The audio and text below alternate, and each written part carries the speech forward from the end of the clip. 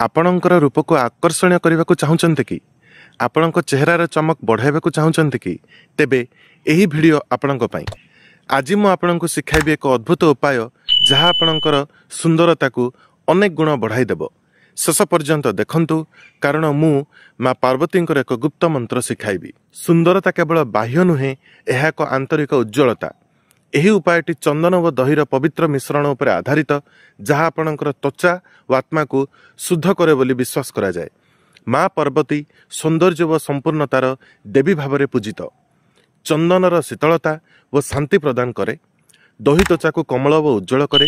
सोमवार चंद्रंक दिन जहाँ शीतलता व सौंदर्य पाई गुरुत्वपूर्ण। यही उपाय केवल शुक्ल पक्ष सोमवार राति करवा उचित।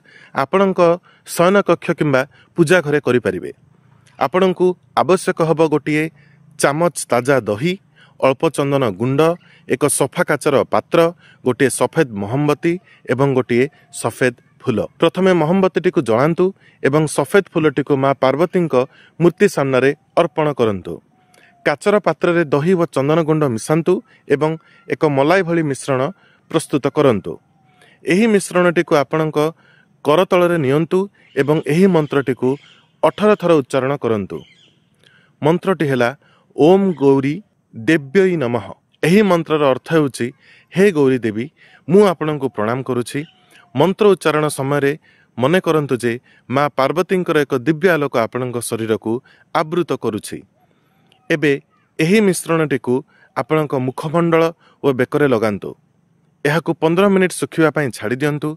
एही समय शांत भाव में बसी ध्यान करंतु। शेषरे सुखा पानी रे धोई दियंतु।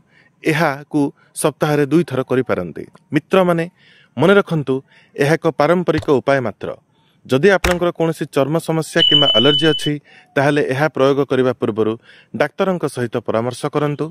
सुंदरतार मूल रहस्य होचे आंतरिक स्वास्थ्य और आत्मविश्वास। कोनोसी बाह्य पदार्थ उपरे अत्यधिक निर्भर करिबा उचित नुहे। वीडियोटी भल लागिले लाइक करंतु एवं कमेंट रे लिखंतु जय माँ पार्वती।